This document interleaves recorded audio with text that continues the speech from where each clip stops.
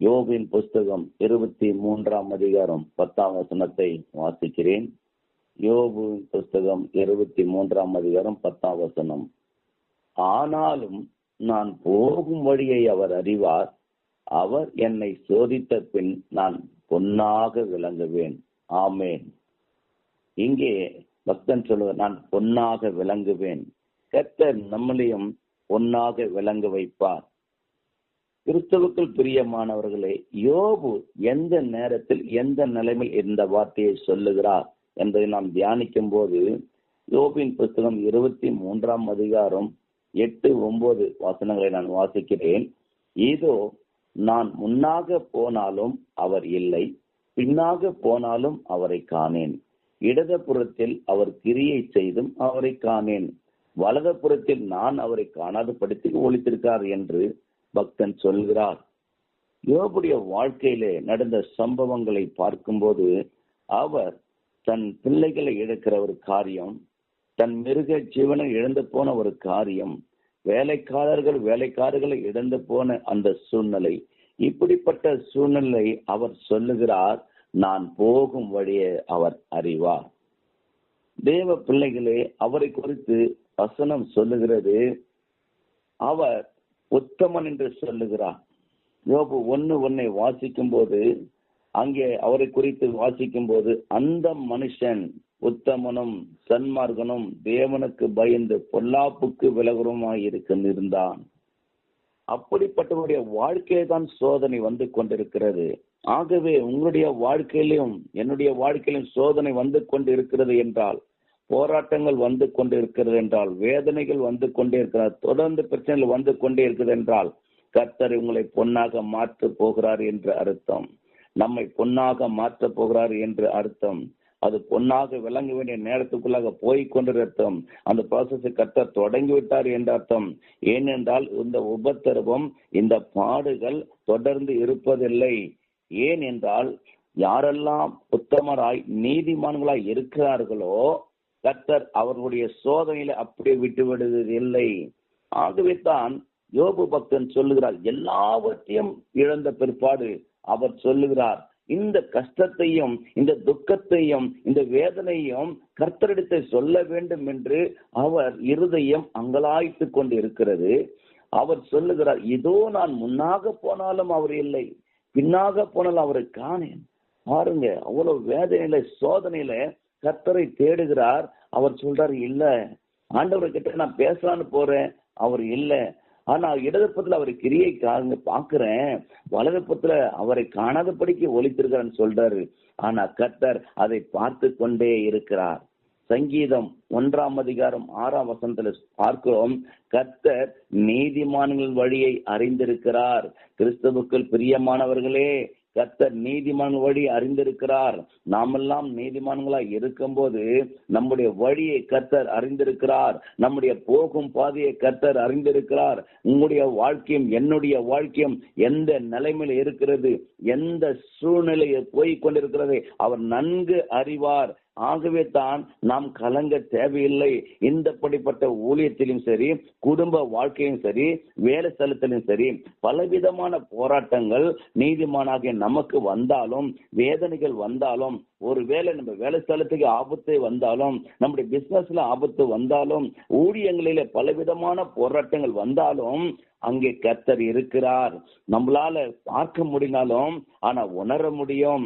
காற்றானது தனக்கு இஷ்டமான இடத்துல எப்படி வீசுகிறதோ வருகிறதோ, அதே போல கர்த்தருடைய கிரியில நம்ம பார்க்க முடியும், உணர முடியும். ஆகவே தான் கர்த்தர் நம்முடைய வழியை பார்த்து கொண்டே இருக்கிறார். சில வேளைகளிலே அது நமக்கு தெரியாமல் இருக்கலாம், சில வேளைகளே நாம் அதை அறியாமல் இருக்கலாம். ஆனால் கர்த்தர் அதை பார்த்து கொண்டே இருக்கிறார். ஏனென்றால் கர்த்தர் நீதிமான்கள் வழியை அறிந்திருக்கிறார். யோபுவின் புஸ்தகம் 27ஆம் அதிகாரம் 6ஆம் வசனத்தை நான் வாசிக்கும் போது, அங்கே யோபு பக்தன் சொல்லுகிறார், என் நீதியை கெட்டியாய் பிடித்திருக்கிறேன், அதை நான் விட்டுவிடேன். நான் உயிரோடு இருக்கும் அளவும் என் இருதயம் என்னை நிந்திக்காது. ஆகவே நீதிமான்களை நாம் எதை பிடித்துக் கொள்ள வேண்டும் என்றால், தேவனுடைய நீதியை பிடித்துக் கொள்ள வேண்டும். இன்றைக்கு அநேக தங்களுடைய நீதியையும் உலக பிரகாரம் நீதியும் பெரிதாக சொல்லிக் கொண்டிருப்பார்கள். நான் அப்படி இருக்கிறேன், நீதியோடு இருக்கிறேன், நான் உண்மையா இருக்கிறேன். ஆனால் வேதத்தின்படி, பரிசுத்த வேதாந்தம்படி, பரிசுத்த தேவன் எழுதிப்பட்ட அந்த வேதத்தின்படி நாம் நீதியோடு இருக்கிறோமா, எந்த சூழ்நிலை நீதியோடு இருக்கிறோம் என்பதை கர்த்தர் அறிவார் என்பதை குறித்து நாம் நிதானித்துக் கொள்ள வேண்டும். என் நீதியை கெட்டியே பிடித்திருக்கிறேன். ஏன் கெட்டியா பிடித்திருக்கிறேன் இவர் சொல்லுகிறார் என்றால், அநேக வேலைகளிலே நாம் அதை விட்டுவிட வேண்டிய சூழ்நிலை உண்டாகும். நீதியை விட்டுவிட மனிதர்கள் மூலமாய், பதவியின் மூலமாய், மற்றவர்கள் மூலமாய் அதை விட்டுவிட சூழ்நிலை வரும். ஆகவே தான் அவர் சொல்லுகிறார், அந்த நீதியை, தேவனுடைய நீதியை நான் கெட்டியாய் பிடித்துக் கொண்டு இருக்கிறேன், அதை நான் விட்டுவிடேன். நீங்களும் நானும் கர்த்தருடைய நீதியை விட்டுவிடக் கூடாது. அது எந்த சூழ்நிலையும் நாம் விட்டுவிடாதபடி அது கெட்டியாய் பிடித்துக் கொள்ள வேண்டும். எது வரைக்கும் நாம் அந்த நீதியை பின்பற்ற வேண்டும், பற்றி கொள்ள வேண்டும் என்றால் உயிரோடு இருக்கும் அளவும். ஆமேன். நீங்கள் நான் உயிரோடு இருக்கிறோம் வரைக்கும் அவருடைய நீதியை கெட்டியாய் பிடித்துக் கொள்ள வேண்டும். யோபுவின் புத்தகம் 36:7 வாசிக்கும் போது, அவர் தம்முடைய கண்களை நீதிமான்களை விட்டு விலக்காமல் அவர்களை ராஜாக்களோடு கூட சிங்காசனத்தில் ஏற பண்ணுகிறார். பாருங்க, அவர் தம்முடைய கண்களை நீதிமான்களை விட்டு விலக்க மாட்டாராம். ஆகவே தான் நீங்களும் நானும் நீதிமானா இருக்கும் போது கர்த்தருடைய கண்கள் நீதிமானாங்க உங்கள் மேல் இருந்து கொண்டே இருக்கிறது. நீங்க எங்கெல்லாம் போகிறீங்களோ, என் மகன் என் மகள் இப்போது இந்த இடத்துல இருக்கிறாங்களே என்றதுக்காக அவருடைய கண்கள் நீதிமான்கள் மேல் விட்டு விலகாமல் எதுக்காக இருக்கிறாரு? ஏன் விலக்காம இருக்கிறாரு? ஏன் கர்த்தருடைய கண் அப்படியே இருக்குதுன்னா, நீங்க யாரா இருக்கிறீங்க? அவருடைய பிள்ளையா இருக்கிறீங்க, அவருடைய மகனா இருக்கிறீங்க. சோர்ந்து போகாதீங்க. உங்க சூழ்நிலை கட்டு சோர்ந்து போக வேண்டாம். அவருடைய கண்கள் உங்கள் மேலே இருக்கிறது. நீதிமான்களை விட்டு விலக்காமல் இருக்கிறார். எதற்காக? உங்களை உயர்த்துவதற்காக, சிங்காசனத்தில் ஏற பண்ணுவதற்காக, ராஜாக்களோடு அமர பண்ணுவதற்காக. பாருங்க, தாவீது ராஜா நீதி மொத்தமானா இருந்தார். ஆடுகளை மேய்க்கும் போது உண்மையா இருந்ததுனால கர்த்தர் அவரை அபிஷேகம் பண்ணி, அவர் எந்த ஒரு குவாலிபிகேஷனும் இல்லைங்க. தாவீது ராஜாக்கு எந்த ஒரு குவாலிபிகேஷனும் இல்லை. ஆனா ஒரு குவாலிபிகேஷன் கர்த்தர் கூட பார்த்தாரு. அந்த மகன், அந்த வாலிபன் உண்மையா இருக்கிறான், உண்மையா என்னை தேடுறன்னு சொல்லி கர்த்தர் அவனை அபிஷேகித்து ஆடுகளுக்கு பின்னாக போய்கொண்டிருந்த அவனை இஸ்ரவேலுக்கே ராஜாவாக மாற்றினார். ஆகவே தான் நீதிமான்களை விட்டு அவருடைய கண்கள் விலக்காமல் பார்த்து கொண்டே இருக்கிறார். ஆகவே நாம் நீதியை கெட்டியாக பிடித்துக் கொள்ள வேண்டும்.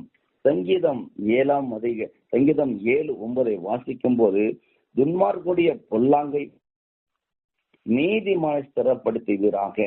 அப்போ கர்த்தர் இங்க யாரை ஸ்திரப்படுத்துவார் என்றால் நீதிமானை ஸ்திரப்படுத்துவார். நீங்களான நீதி செய்யும் போது நம்மளை ஸ்திரப்படுத்தி கொண்டே வருவார். அதுக்கப்புறம் சங்கீதம் 11:5 வாசிக்கும் போது, கர்த்தர் நீதிமானை சோதித்தருகிறார். ஆமேன். நமக்கு சோதனைகள் வரும். அந்த சோதனைகளை கர்த்தர் நம்மை பார்க்கிறார். என் மகன் இந்த பிரச்சனையில எப்படி இருக்கிறான், இந்த கஷ்டத்துல எப்படி இருக்கிறான், என்ன தேடுறானா, முறுமுறுக்கிறானா என்பதை கர்த்தர் பார்த்து கொண்டு மாத்திரமல்ல, கர்த்தர் நீதிமானை சோதித்து அறிகிறவராயிருக்கிறார். சங்கீதம் 34:15-17 வாசிக்கும் போது, கர்த்தருடைய கண்கள் நீதிமான்கள் மேல் நோக்கமாய் இருக்கிறது. எதற்காக நீதிமான்கள் மேல் நோக்கமாய் இருக்கிறது? அவருடைய செவிகள் அவர் கூப்பிடுதலுக்கு திறந்திருக்கிறது. நீங்களும் நானும் எப்ப கூப்பிட்டாலும் பதில் கொடுக்கிறதுக்காக அவருடைய கண்கள் நம்ம மேலேயே நோக்கமா இருக்கிறது. பாருங்க, எந்த சூழ்நிலை என் பிள்ளை என்னை கூப்பிட்டா நான் உடனே பதில் கொடுக்கிறோம். எப்படி தாய் அந்த தகப்பனுடைய காரியங்கள் குழந்தைங்க மேல கவனமா இருக்கிறதோ, பிள்ளைகள் போறாங்களா, ஸ்கூலுக்கு போறாங்க வராங்க, எப்படி இருக்கிறாங்கன்ட்டு அந்த பிள்ளைகள் வீட்டுக்கு வர்ற வரைக்கும் அந்த தாய் தகப்பன் அவங்களுடைய கவனங்கள் அந்த குழந்தைங்க மேல இருக்கும். கரெக்டா போயிட்டு வர்றாங்களா, வேன்ல போயிட்டு வர்றாங்களா, ஸ்கூட்டர்ல போயிட்டு வர்றாங்களா, ஆட்டோல வர்றாங்கன்ட்டு கவனமா இருக்கும். அது போலத்தான் கர்த்தர் தம்முடைய பிள்ளைகளாக நம்ம மேல் நோக்கமா இருக்கிறார். நம்ம கூப்பிடும் போது அவர் செவிகள் திறந்திருக்கிறது. இதுதான் முக்கியம். இன்னைக்கு அநேகருடைய ஜெபங்கள் மேல போகுதா என்பது தெரியாது. ஆனால் நீதிமான்களுக்காக கர்த்தருடைய செவிகள் திறந்தே இருக்கிறது. ஆகவே நாம் நீதியை கெட்டியாய் பிடித்து கொள்ள வேண்டும். சங்கீதம் 119 168 வாசிக்கும் போது, உமது கட்டளைகளையும் உமது சாட்சிகளையும் காத்து நடக்கிறேன். பாருங்க, 2 காரியத்தை அவர் சொல்றாரு. உமது கட்டளைகளையும் உமது சாட்சிகளையும் காத்து நடக்கிறேன். என் வழிகள் எல்லாம் உமக்கு முன்பாக இருக்கிறது. அப்போ நம்ம வழி கர்த்தருக்கு முன்பாக இருக்க வேண்டும். அவர் அறிந்திருக்க வேண்டும். ஆகவே தான் யோபு சொன்ன, நான் போகும் வழி அவர் அறிவார். அப்போ நம்ம வழியை கர்த்தர் அறிந்து விட்டார் என்றால், தெரிந்திருப்பார் என்றால், நம்ம எல்லா சூழ்நிலையிலும் மாற்ற அவர் வல்லவராய் இருக்கிறார். ஆகவே அவருடைய கட்டளைகளையும் சாட்சிகளையும் நீங்கள் நானும் காத்து நடக்கிறவர்களாய் இருக்க வேண்டும். சங்கீதம் 146:8 வாசிக்கும் போது, குருடரின் கண்களை கர்த்தர் திறக்கிறார், மடங்கடிக்கப்பட்டவர்களை கர்த்தர் தூக்கி விடுகிறார், நீதிமான்களை கர்த்தர் சிநேகிக்கிறார். எவ்வளவு பெரிய பாக்கியம் பாருங்களேன். நீதிமான்களை கர்த்தர் சிநேகிக்கிறாங்க. நீ கவலைப்படாதீங்க. உங்களை கிட்ட யாரு பேசுறாங்களோ பேசலையோ, ஐயோ இவ்வளவு நாளா எத்தனை வருஷமா எங்கூட பேசியிருந்தாங்க, போய் பேசலையே, கவலைப்படாதீங்க. ஆண்டவர் சொல்றார், நீதிமான்களை கர்த்தர் சிநேகிக்கிறார், உங்களை அவர் சிநேகிக்கிறார். நீங்க கவலைப்பட வேண்டாம். நீங்க நீதிமானா இருக்கிறனால உங்கள் வழி மேல் அவர் கவனமா இருக்கிறார். உங்களுடைய கூப்பிடலுக்கு அவர் செவிகள் திறந்திருக்கிறது. நீங்க கவலைப்படாதீங்க. 1 பேதுரு 1:7 வாசிக்கும் போது, அழிந்து போகிற பொன் அக்கினினாலே சோதிக்கப்படும், அதை பார்க்கிலும் அதிக வெளியேற பெற்றதா இருக்கிற உங்கள் விசுவாசம் சோதிக்கப்பட்டு இயேசு கிறிஸ்து வெளிப்படும் போது உங்களுக்கு புகழ்ச்சியும் கனமும் மகிமையும் உண்டாக காணப்படும். ஆமேன். பாருங்க, அழிந்து போகிற பொன் எதுல பண்றாங்கன்னா, அக்கினினாலே, நெருப்புனால சோதிக்கிறாங்க. இன்னைக்கு விதவிதமா கம்பல், எல்லா விதமான நகைகளும் விதவிதமா பண்ணி போட்டுக்கிறாங்க. அது எப்படி சோதிக்கப்படுதுன்னா, நெருப்புல சோதிக்கப்படுது. அது அழிந்து போகிற பொண்ணு. அந்த அழிந்து போகிற பொண்ணு அப்படி பண்றானா, அதை பார்க்கிலும் அதிக வெளியேறப்பட்டவர்கள் உங்கள் விசுவாசம் சோதிக்கப்பட்டு.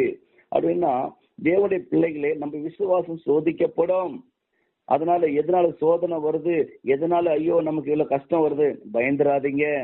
இதுல நீங்கள் ஜெயிக்க வேண்டும் என்பதற்காக வருகிறது. நீங்கள் ஜெயம் கொள்ளுகிறார்கள். ஏனென்றால் ஜெயம் கொள்ளுவர்களுக்கு தான் அவருடைய வலது பரிசுல உட்காரும்படி அருள் செய்வார் என்று நம்ம வெளிப்படுத்தல வாசிக்கிறோம். ஆகவே இப்படிப்பட்ட அதிக வெளியேற பெற்றதா இருக்கிற உங்கள் விசுவாசம் சோதிக்கப்படும். ஆனால் நீங்க கவலைப்படாதீங்க. ஏன் எனக்கு மட்டும்தான் இவ்வளவு போராட்டம் வந்து கொண்டே இருக்குது, எனக்கு ஏன் பிரச்சனை மேல பிரச்சனை வருது, ஏன் இந்த ஊழியத்துல போராட்டம், ஏன் வேலை ஸ்தலத்துல இவங்க நிமித்தம் எனக்கு போராட்டம், பிசினஸ்ல ஏன் போராட்டம், கவலைப்படாதீங்க. இதுல இந்த வழியில கர்த்தர் உங்களோடு கூட இருக்கிறார். உங்களை பலப்படுத்தவும் அவர் உங்களோடு கூட இருக்கிறார். உங்களை தூக்கி விடவும் அவர் உங்களோடு கூட இருக்கிறார். நீங்கள் கூப்பிடும் போது செவி கொடுக்க உங்கள் வழியிலே கர்த்தர் உங்களோடு கூட இருக்கிறார். நீங்கள் கவலைப்பட வேண்டாம்.